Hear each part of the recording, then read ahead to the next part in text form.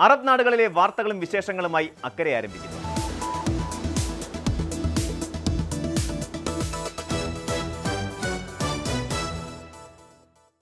ലോകമെമ്പാടും ഡിജിറ്റൽ പണമിടപാടുകൾ അതിവേഗം വളർന്നുകൊണ്ടിരിക്കുന്ന ഈ കാലഘട്ടത്തിൽ സാമ്പത്തിക രംഗത്ത് സുപ്രധാനമായ ഒരു കുതിച്ചുചാട്ടത്തിനൊരുങ്ങുകയാണ് UAE.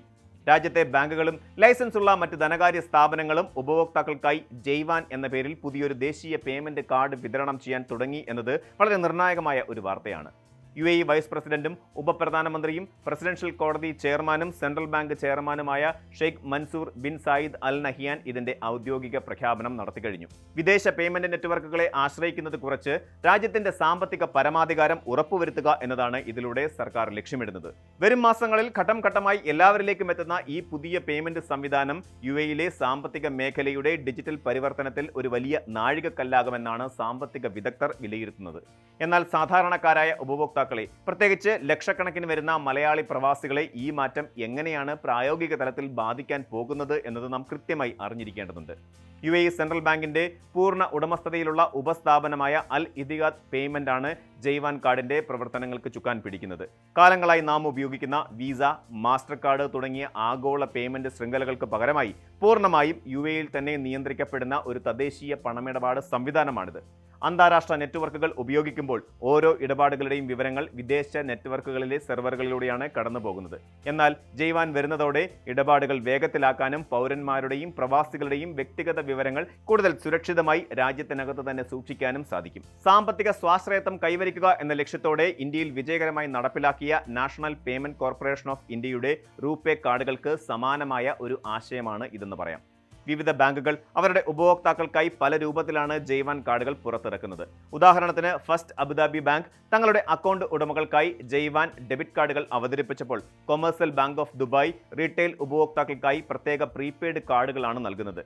ഡെബിറ്റ് കാർഡുകൾ നേരിട്ട് ബാങ്ക് അക്കൗണ്ടുമായി ബന്ധിപ്പിച്ചിരിക്കുമ്പോൾ പ്രീപെയ്ഡ് കാർഡുകളിൽ മുൻകൂട്ടി പണം നിക്ഷേപിച്ച് ആവശ്യങ്ങൾക്ക് ഉപയോഗിക്കാൻ സാധിക്കും. ഇത് ബജറ്റ് നിയന്ത്രിക്കാൻ ആഗ്രഹിക്കുന്നവർക്ക് ഏറെ ഉപകാരപ്രദമാണ്. ഇതിനു പുറമെ രാജ്യത്തെ പ്രമുഖ പേയ്മെന്റ് ഗേറ്റ്വേ ആയ നെറ്റ്വർക്ക് ഇന്റർനാഷണൽ തങ്ങളുടെ ആയിരക്കണക്കിന് ഓൺലൈൻ വ്യാപാരികൾക്ക് ജയ്വാൻ മുഖേനയുള്ള ഓൺലൈൻ പേയ്മെന്റുകൾ സ്വീകരിക്കാനുള്ള സൗകര്യം ഒരുക്കിയിട്ടുണ്ട്.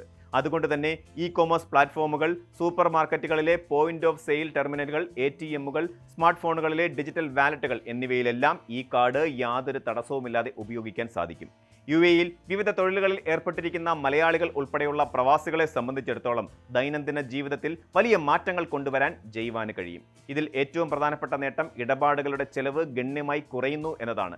വിദേശ നെറ്റ്വർക്കുകൾ വഴി പണമിടപാട് നടത്തുമ്പോൾ ഉപഭോക്താക്കളിൽ നിന്നോ വ്യാപാരികളിൽ നിന്നോ ഈടാക്കുന്ന ഉയർന്ന ഫീസുകൾ ഇവിടെ ഒഴിവാക്കപ്പെടുന്നു. അതിനാൽ തന്നെ നാട്ടിലേക്ക് പണം അയക്കുന്നതുൾപ്പെടെയുള്ള ദൈനംദിന ആവശ്യങ്ങൾക്ക് ഈ കാർഡ് ഉപയോഗിക്കുന്നത് പ്രവാസികൾക്ക് സാമ്പത്തികമായി വലിയ ആശ്വാസം നൽകും. അതുമാത്രമല്ല, യാത്ര, ഷോപ്പിംഗ്, വിനോദം തുടങ്ങിയ മേഖലകളിൽ വിവിധ കമ്പനികളുമായി ചേർന്ന് വലിയ ഓഫറുകളും ഡിസ്കൗണ്ടുകളും ജയ്വാൻ കാർഡ് ഉടമകൾക്ക് ലഭ്യമാക്കുമെന്ന് സെൻട്രൽ ബാങ്ക് വ്യക്തമാക്കിയിട്ടുണ്ട്. മാളുകളിൽ സാധനങ്ങൾ വാങ്ങുമ്പോഴോ റെസ്റ്റോറന്റുകളിൽ ഭക്ഷണം കഴിക്കുമ്പോഴോ കാർഡ് ഉപയോഗിച്ച് ലഭിക്കുന്ന പ്രത്യേക ക്യാഷ് ബാക്കുകളോ റിവാർഡ് പോയിന്റുകളോ സാധാരണക്കാർക്ക് സാമ്പത്തികമായി ഏറെ ഗുണം ചെയ്യും. തദ്ദേശീയമായി വികസിപ്പിച്ച സാങ്കേതിക വിദ്യ ആയതിനാൽ സൈബർ സുരക്ഷയുടെ കാര്യത്തിൽ ഉപഭോക്താക്കൾക്ക് യാതൊരു ആശങ്കയും വേണ്ടതില്ല. ഏതെങ്കിലും തരത്തിലുള്ള സംശയാസ്പദമായ ഇടപാടുകൾ നടന്നാൽ അത് വളരെ വേഗത്തിൽ കണ്ടെത്താനും കാർഡ് ബ്ലോക്ക് ചെയ്യാനും ഈ അത്യാധുനിക സിസ്റ്റത്തിന് സാധിക്കും. സ്മാർട്ട് ഫോണുകളിൽ കാർഡ് വിവരങ്ങൾ ഡിജിറ്റലായി സൂക്ഷിക്കുന്ന ടോക്കണൈസേഷൻ സാങ്കേതിക വിദ്യയും ഇതിൽ ഉൾപ്പെടുത്തിയിട്ടുണ്ട്. ഇനി ജയ്വാൻ കാർഡ് UAEക്കും ഇന്ത്യക്കും പുറത്ത് മറ്റ് വിദേശ രാജ്യങ്ങളിൽ ഉപയോഗിക്കാൻ സാധിക്കുമോ എന്ന സംശയം സാധാരണമാണ്. ഇതിനും കൃത്യമായ പരിഹാരം ഒരുക്കിയിട്ടുണ്ട്. ആഗോള യാത്രക്കാർക്കായി വിസ, മാസ്റ്റർ കാർഡ്, യൂണിയൻ പേ തുടങ്ങിയ ആഗോള നെറ്റ്വർക്കുകളുമായി സഹകരിച്ച് കോ ബാഡ്ജിംഗ് കാർഡുകളും അൽ ഇത്തിഹാദ് പേയ്മെന്റ് പുറത്തിറക്കുന്നുണ്ട്. ഇത്തരം കോ ബാഡ്ജ്ഡ് കാർഡുകൾ കൈവശമുള്ളവർക്ക് ലോകത്തെവിടെയും ഒരു തടസ്സവുമില്ലാതെ തങ്ങളുടെ ആവശ്യങ്ങൾ നിർവഹിക്കാൻ സാധിക്കും. ചുരുക്കത്തിൽ ജയ്വാൻ കാർഡിന്റെ വരവ് UAEയുടെ സാമ്പത്തിക രംഗത്തെ കൂടുതൽ സ്വതന്ത്രമാക്കുന്നതിനോടൊപ്പം തന്നെ അവിടെ വസിക്കുന്ന ലക്ഷക്കണക്കിന് പ്രവാസികളുടെ ദൈനംദിന ജീവിതത്തെ വളരെ ലളിതവും സുരക്ഷിതവുമാക്കുന്നുണ്ട്. ഇന്ത്യയുമായുള്ള പേയ്മെന്റ് ശൃംഖലയുടെ ലയനം മലയാളികൾക്ക് നാട്ടിലെത്തുമ്പോൾ വലിയൊരു സാമ്പത്തിക സ്വാതന്ത്ര്യം തന്നെയാണ് നൽകുന്നത്. വിദേശ സാങ്കേതിക വിദ്യകളെ മാത്രം ആശ്രയിക്കുന്നതിന് പകരം സ്വന്തം കാലിൽ നിൽക്കാൻ കെൽപ്പുള്ള ഒരു സാമ്പത്തിക ഭാവിയാണ് ഇതിലൂടെ UAE സൃഷ്ടിച്ചെടുക്കുന്നത്. വരും നാളുകളിൽ തങ്ങളുടെ ബാങ്കുകളിൽ നിന്നും സ്വന്തം പേരിൽ ഒരു ജയ്വാൻ കാർഡ് കൈപ്പറ്റുമ്പോൾ അത് കേവലം ഒരു പ്ലാസ്റ്റിക് കാർഡ് മാത്രമല്ലെന്നും മറിച്ച് നമ്മുടെ എല്ലാം പണമിടപാടുകളെ കൂടുതൽ ലാഭകരമാക്കുന്ന പുതിയൊരു ഡിജിറ്റൽ യുഗത്തിന്റെ താക്കോൽ കൂടിയാണെന്നും നാം തിരിച്ചറിയണം. കാർഡ് ലഭിക്കുമ്പോൾ അതിന്റെ ബാങ്ക് ഫീസുകൾ, കോ ബാഡ്ജഡ് സൗകര്യങ്ങൾ എന്നിവ ചോദിച്ചറിയാനും സുരക്ഷിതമായി ഉപയോഗിക്കാനും ഓരോ പ്രവാസിയും പ്രത്യേകം ശ്രദ്ധിക്കേണ്ടതുണ്ട്. ശ്രദ്ധിക്കേണ്ടതുണ്ട്.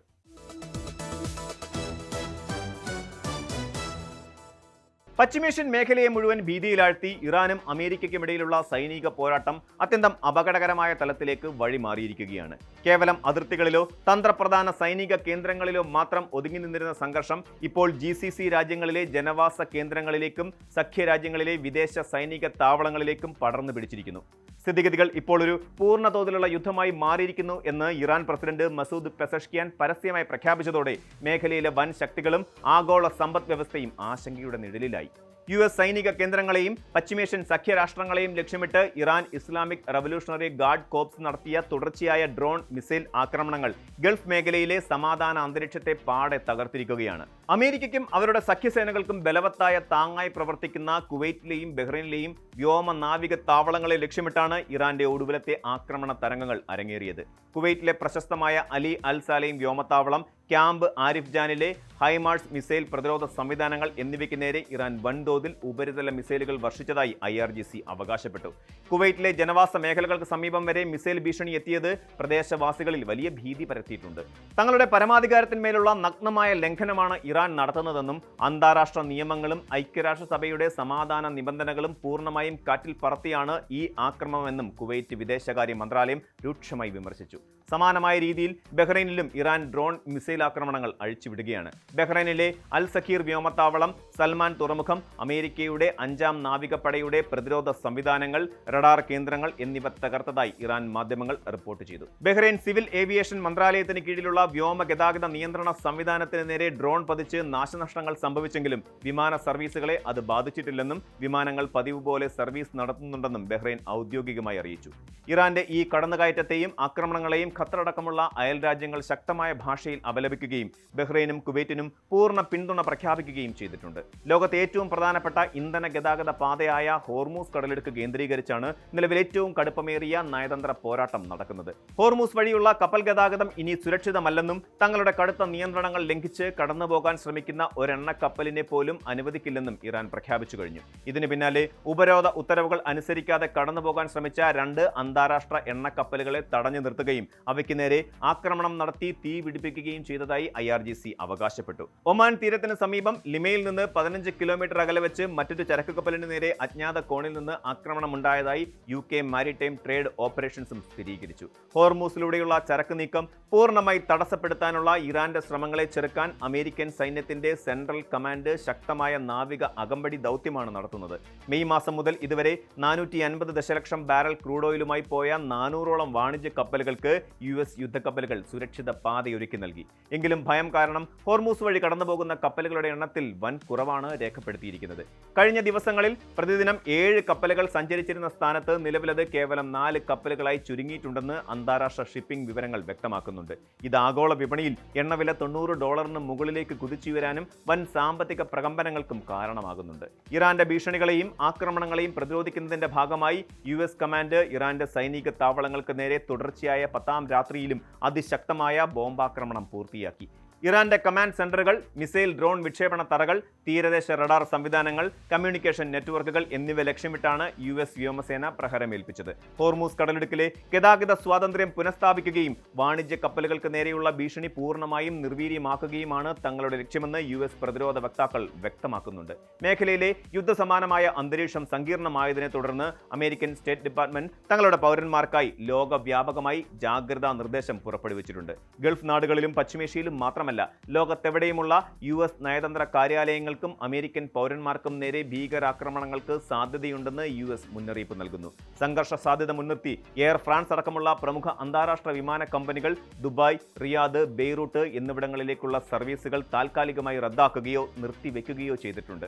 ആഗോള സമ്പദ് വ്യവസ്ഥയുടെയും ഊർജ്ജ മേഖലയുടെയും നട്ടെല്ലായ പശ്ചിമേഷ്യയിൽ യുദ്ധജ്വാലകൾ പടർന്നു പിടിക്കുമ്പോൾ അതിന്റെ നേരിട്ടുള്ള ആഘാതം അനുഭവിക്കുന്നത് ലക്ഷക്കണക്കിന് പ്രവാസികളാണ്. പ്രത്യേകിച്ച് Kuwait, Bahrain, UAE, Saudi Arabia എന്നിവിടങ്ങളിൽ ജോലി ചെയ്യുന്ന ഭാരതീയരും മലയാളി സമൂഹവും വലിയ ഉത്കണ്ഠയിലാണ്. നയതന്ത്ര തലത്തിലുള്ള ചർച്ചകൾ പൂർണ്ണമായും പരാജയപ്പെടുകയും സൈനിക നടപടികൾ കൂടുതൽ തീവ്രമാകുകയും ചെയ്യുന്ന സാഹചര്യത്തിൽ പ്രാദേശിക സുരക്ഷ തകരുന്നത് വലിയൊരു മാനുഷിക സാമ്പത്തിക പ്രതിസന്ധിക്ക് വഴിതുറക്കും. പശ്ചിമേഷ്യൻ പ്രതിസന്ധിക്ക് നയതന്ത്രപരമായ അടിയന്തര പരിഹാരം കാണേണ്ടത് പ്രാദേശിക രാജ്യങ്ങളുടെ മാത്രം ആവശ്യമല്ല, മറിച്ച് ആഗോള സമാധാനത്തിനും നിലനിൽപ്പിനും അത്യന്താപേക്ഷിതമാണ്.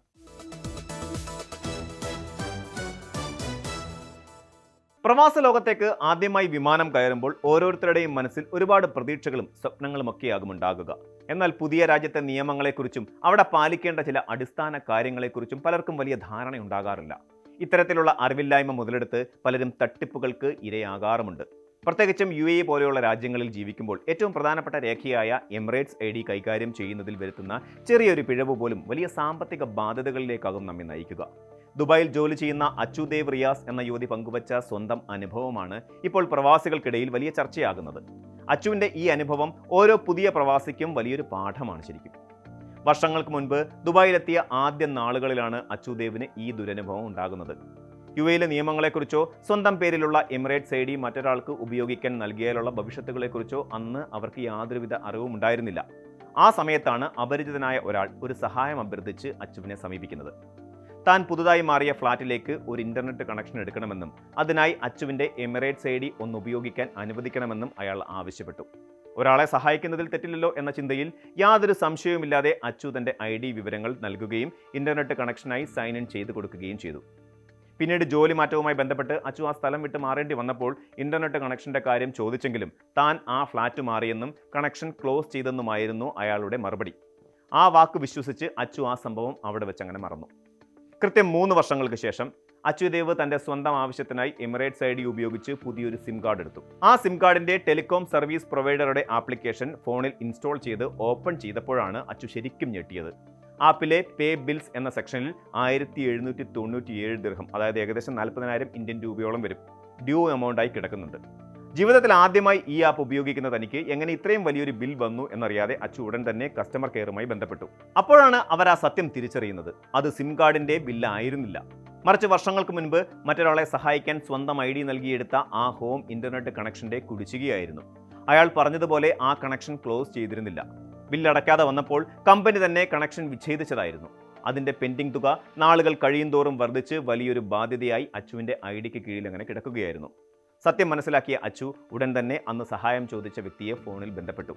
എന്നാൽ വളരെ മോശമായ പ്രതികരണമായിരുന്നു അവിടെ നിന്ന് ലഭിച്ചത്.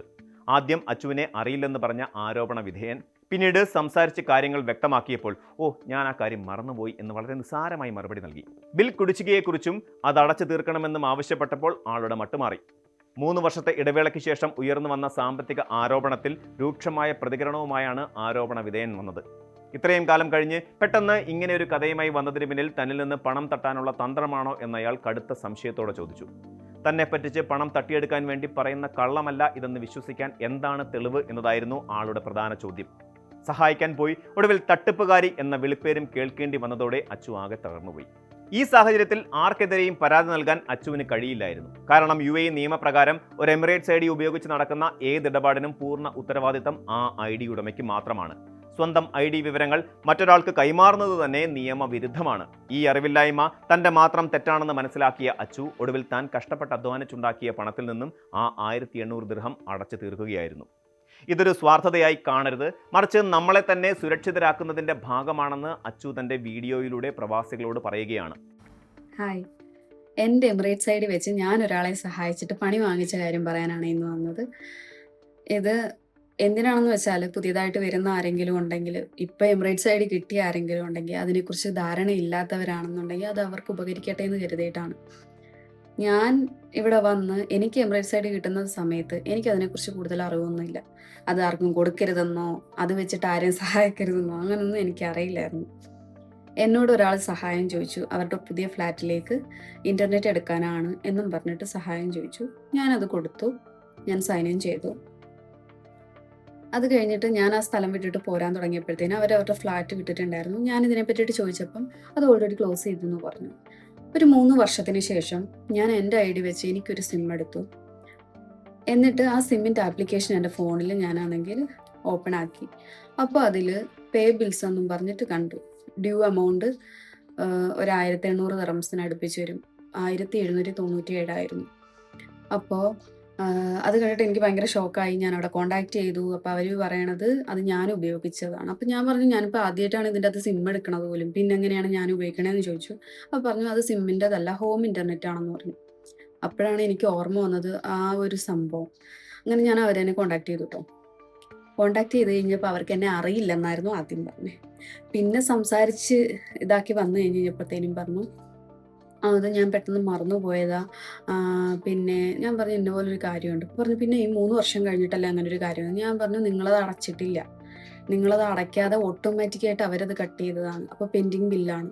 എനിക്കത് കൊടുത്തേ പറ്റുള്ളൂ. അത് എൻ്റെ ഐഡിയുടെ അണ്ടറിലാണെന്ന് പറഞ്ഞു കഴിഞ്ഞപ്പോഴത്തേനും പറഞ്ഞു, നീ പറയണത് ഞാനങ്ങ് വിശ്വസിക്കാൻ പോവല്ലേ. നീ കള്ളം പറയുമല്ലാന്ന് എനിക്കെന്താ ഉറപ്പെന്ന്. അപ്പം അവിടെ തട്ടിപ്പുകാർ നമ്മളായി. ഓക്കെ. പിന്നെ ഞാൻ അധ്വാനിച്ച് പൈസ ഉണ്ടാക്കി ഞാൻ അടയ്ക്കുക ചെയ്തേ. ഇതിൻ്റെ അകത്ത് ആരോടും പരാതി പറയാൻ പറ്റില്ല. കാരണം ഈ ഐഡി എന്ന് പറയുന്നത് എൻ്റെ ഉത്തരവാദിത്തമാണ്. അതിനെക്കുറിച്ച് വിവരമില്ലാതെ പോയത് എൻ്റെ മിസ്റ്റേക്കാണ്. പക്ഷെ മുന്നോട്ട് നമ്മളിൽ ആരും ഇങ്ങനത്തെ അബദ്ധം കാണിക്കരുത്. നമുക്ക് വേണ്ടപ്പെട്ട നമ്മുടെ കുടുംബത്തിനോ നമ്മുടെ അടുത്ത ബന്ധുക്കൾക്കോ അല്ലാണ്ട് മറ്റാർക്കും കൊടുക്കാൻ നിൽക്കണ്ട. അത് സ്വാർത്ഥതയൊന്നുമല്ല. നമ്മളെ ഒന്ന് സേഫ് ആക്കുന്നതാണ്.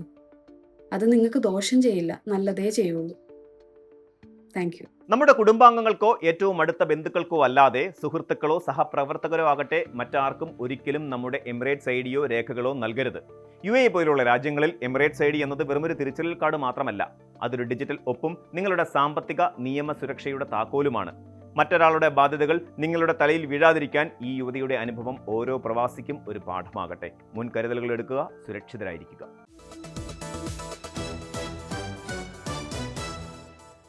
ഡിജിറ്റൽ സാങ്കേതിക വിദ്യയുടെയും സോഷ്യൽ മീഡിയ പ്ലാറ്റ്ഫോമുകളുടെയും ദ്രുതഗതിയിലുള്ള വളർച്ച മനുഷ്യരുടെ ആശയവിനിമയ ശീലങ്ങളെ തികച്ചും വിപ്ലവകരമായി മാറ്റിമറിച്ചിട്ടുണ്ട്.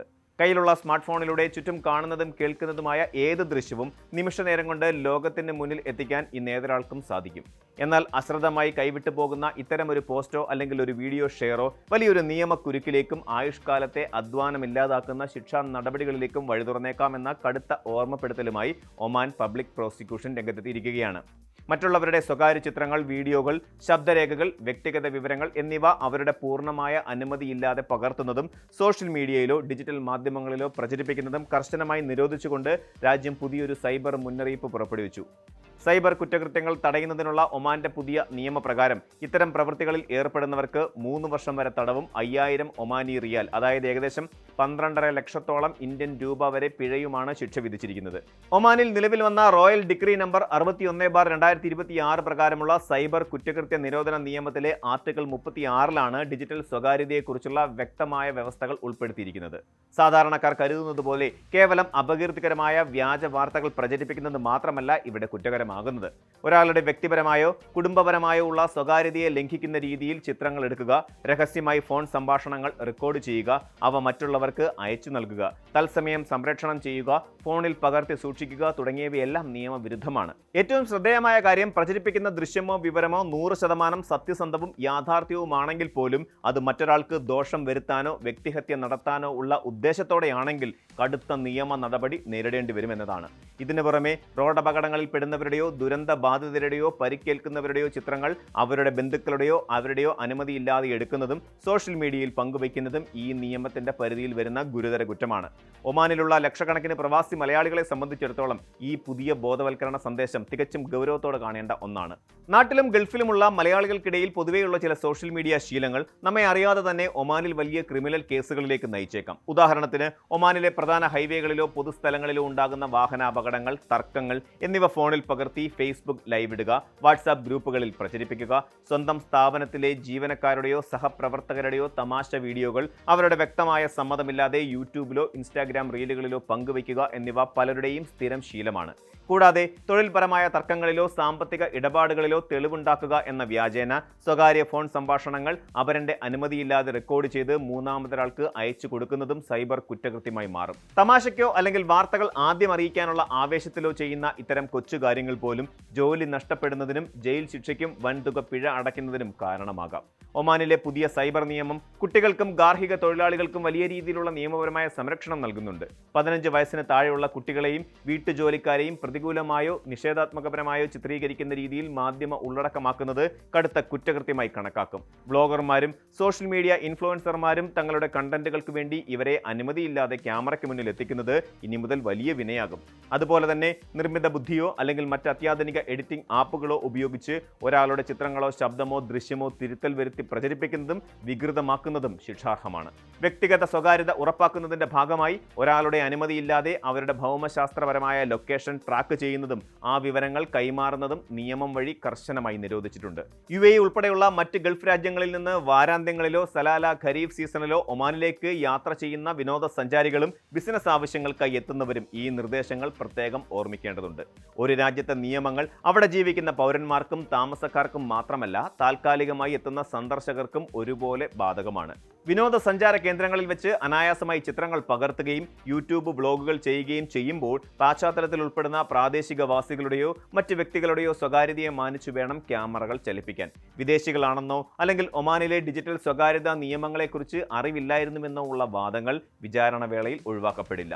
അതിനാൽ അതിർത്തി കടന്നെത്തുന്ന പ്രവാസികളും സന്ദർശകരും ഒമാന്റെ ആഭ്യന്തര ഡിജിറ്റൽ സുരക്ഷാ നിയമങ്ങളെ പൂർണ്ണമായി ബഹുമാനിക്കേണ്ടതുണ്ട്. ഷെയർ ബട്ടൺ അമർത്തുന്നതിന് മുമ്പ് തന്നെ നിങ്ങളുടെ നിയമപരമായ ഉത്തരവാദിത്തം ആരംഭിക്കുന്നു എന്ന ഒമാൻ പബ്ലിക് പ്രോസിക്യൂഷന്റെ വിളംബരം ഓരോ ഇന്റർനെറ്റ് ഉപഭോക്താവും മനസ്സിൽ സൂക്ഷിക്കേണ്ട ഒന്നാണ്. സോഷ്യൽ മീഡിയ എന്നത് പൂർണ്ണമായ സ്വാതന്ത്ര്യമുള്ള ഒരു അനിയന്ത്രിത ഇടമല്ലെന്നും അതിന് രാജ്യത്തിന്റെ നിയമപരമായ അതിരുകളുണ്ടെന്നും തിരിച്ചറിയുകയാണ് പ്രവാസി സമൂഹം ചെയ്യേണ്ട പ്രധാന കാര്യം. ഏതെങ്കിലും തരത്തിലുള്ള അനീതികളോ നിയമലംഘനങ്ങളോ ശ്രദ്ധയിൽപ്പെട്ടാൽ അത് മൊബൈലിൽ പകർത്തി സോഷ്യൽ മീഡിയയിൽ പ്രചരിപ്പിച്ച് ഡിജിറ്റൽ നീതി നടപ്പാക്കാൻ ശ്രമിക്കുന്നതിന് പകരം റോയൽ ഒമാൻ പോലീസിന്റെ ഔദ്യോഗിക സൈബർ ആപ്ലിക്കേഷനുകൾ വഴിയോ ഹെൽപ്പ് ലൈൻ വഴിയോ അധികാരികളെ വിവരമറിയിക്കുകയാണ് നിയമപരമായ മാർഗം. വിരൽത്തുമ്പിലെ ചെറിയൊരു അശ്രദ്ധ കൊണ്ട് വർഷങ്ങളുടെ പ്രവാസി ജീവിതവും അധ്വാനവും തകരാതിരിക്കാൻ ഡിജിറ്റൽ ലോകത്തെ ഓരോ ചുവടുവെപ്പിലും പരമാവധി ജാഗ്രത പുലർത്തുകയും മറ്റുള്ളവരുടെ സ്വകാര്യതയെ മാനിച്ച് ജീവിക്കുകയും ചെയ്യാം.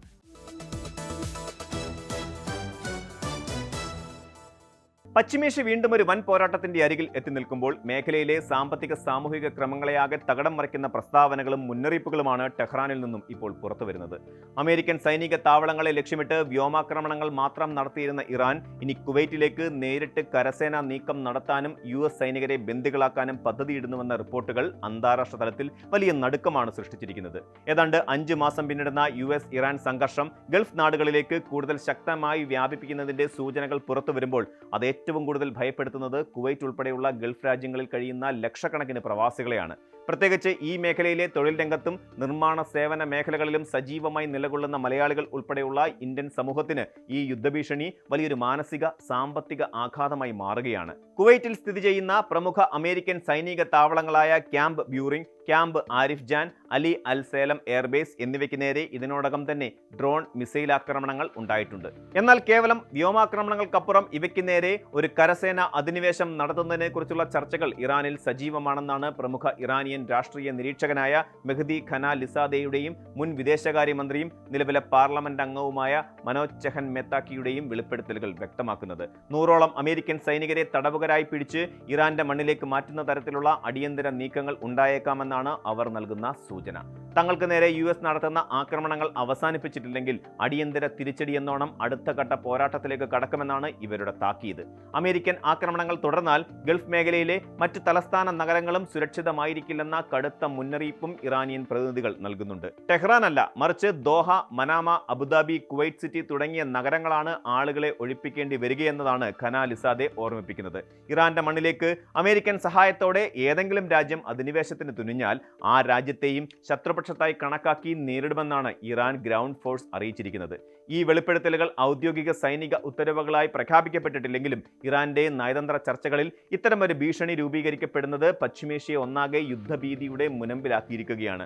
ഈ യുദ്ധാന്തരീക്ഷം കേവലം 2 രാജ്യങ്ങൾ തമ്മിലുള്ള രാഷ്ട്രീയ സൈനിക തർക്കം എന്നതിലുപരി പ്രവാസികളുടെ ദൈനംദിന ജീവിതത്തെയാണ് ഏറ്റവും കഠിനമായി ബാധിക്കുന്നത്. ഗൾഫ് രാജ്യങ്ങളിലായി 10 ലക്ഷത്തിലധികം മലയാളികളാണ് ഉപജീവനത്തിനായി കഴിയുന്നത്. ഇതിൽ കുവൈറ്റിൽ മാത്രം 3 ലക്ഷത്തോളം മലയാളി കുടുംബങ്ങളും തൊഴിലാളികളും വസിക്കുന്നുണ്ടെന്നാണ് റിപ്പോർട്ടുകൾ സൂചിപ്പിക്കുന്നത്.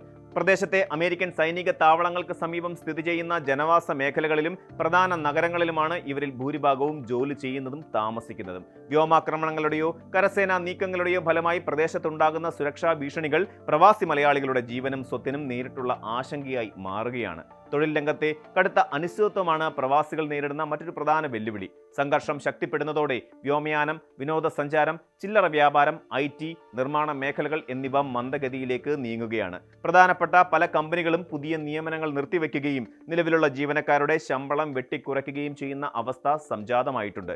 യുദ്ധഭീതിയെ തുടർന്ന് പല വിദേശ കമ്പനികളും പുതിയ നിക്ഷേപങ്ങൾ നീട്ടിവെക്കുന്നത് പ്രവാസികളുടെ ജോലി സുരക്ഷിതത്വത്തെ സാരമായി ബാധിക്കുകയാണ്. ജോലി നഷ്ടപ്പെടുകയോ ശമ്പളം കൃത്യമായി ലഭിക്കാതിരിക്കുകയോ ചെയ്യുന്നതോടെ നാട്ടിലേക്ക് പണമയക്കാൻ കഴിയാത്ത അവസ്ഥയിലേക്ക് പ്രവാസികൾ തള്ളപ്പെടുകയാണ്. ഇതിനു പുറമെ ഗതാഗത മേഖലയിൽ ഉണ്ടാകുന്ന തടസ്സങ്ങൾ പ്രവാസികളുടെ യാത്രാ സ്വപ്നങ്ങളെയും ബാധിച്ചിരിക്കുകയാണ്.